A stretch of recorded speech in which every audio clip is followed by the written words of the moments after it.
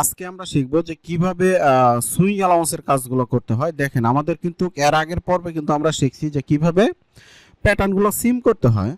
তো আজকে আমরা শিখবো যে কিভাবে সুইং অ্যালাউন্সের কাজগুলো করতে হয়। তো আমরা প্রথমে সুইং অ্যালাউন্স দিব হলো ব্যাক পার্টে, আর সুইং অ্যালাউন্স দেওয়ার জন্য যাব হলো F4 এ যাওয়ার পরে এখানে দেখেন লাইন সিম, এটাতে আমরা একটা ক্লিক করব। ক্লিক করার পরে আমরা সুইং অ্যালাউন্স বডিটা এইভাবে সিলেক্ট করব। সিলেক্ট করার পরে আমরা এখানে সুইং অ্যালাউন্স দিয়ে দিব হলো XCM।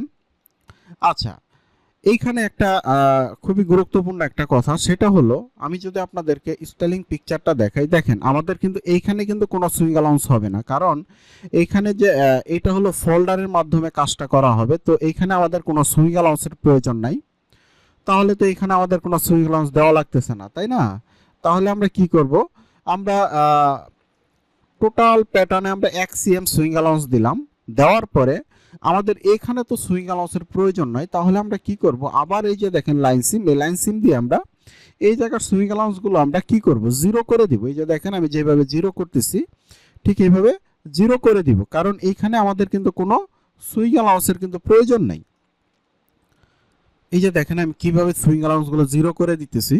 এই যে দেখেন এখানে আমাদের কোনো সুইং অ্যালাউন্স হবে না, কারণ এটা বাইন্ডিং হবে, এটা হলো ফোল্ডারের মাধ্যমে এই কাজটা হবে। তো এখানে আমাদের কোনো প্রকারের কোনো সুইং অ্যালাউন্স লাগবে না। আচ্ছা, এখন আমরা সুইং অ্যালাউন্স দিব হলো ফ্রন্ট পার্টে। ফ্রন্ট পার্টে সুইং অ্যালাউন্স দেওয়ার জন্য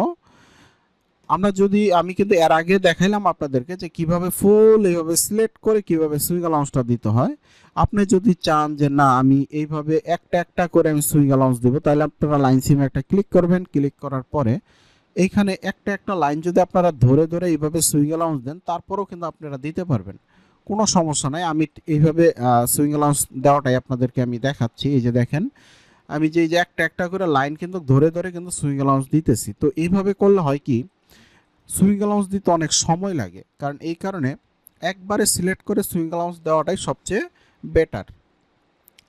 আমি দুইভাবে আপনাদেরকে দেখাইলাম যেন আপনারা কাজটা খুব ভালোভাবে বুঝতে পারেন। তাহলে দেখেন আমাদের ব্যাক পার্ট এবং ফ্রন্ট পার্টের সুইং অ্যালাউন্স দেওয়ার কাজ শেষ। এখন আমরা সুইং অ্যালাউন্স দেব হলো স্লিপে। এইখানে আবার লাইন সিম আমরা ক্লিক করব। ক্লিক করার পরে আমাদের টোটাল স্লিপের সুইং অ্যালাউন্স হবে XCM। তাহলে আমি এইভাবে ফুল স্লিপটা এইভাবে সিলেক্ট করব। সিলেক্ট করার পরে এখানে সুইং অ্যালাউন্স দিব হলো XCM।